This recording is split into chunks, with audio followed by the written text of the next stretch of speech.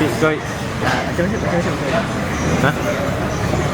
Dahi aku dah macam padang. So hari ni kita bincang pasal kita buat aku tak pergi, aku pergi situ je lah, ayam lama je. Ayam lama kan? Tunggu lah. Rata je. Macam mana tu?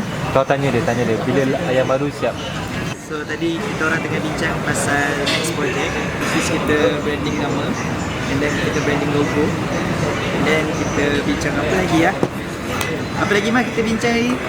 Kau tulis apa? Oh ya, kita bincang pasal trademark and then target kita, then kita reorganization balik lah kita punya group ni. Itu saja. So next pergi kepada idea. Sudah bang? Macam tu, kita semua bos. Kita semua bos. Okay.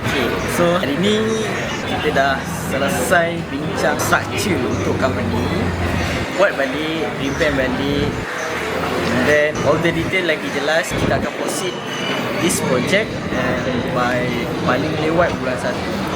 Bulan 1 dah gerak lah sebenarnya.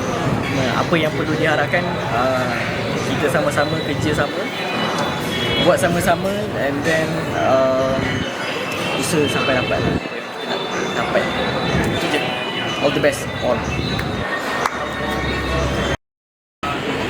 Ni aku shoot kat Penang.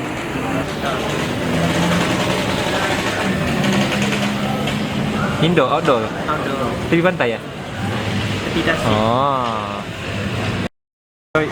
Macam. Hah? Dahi aku dah macam padang.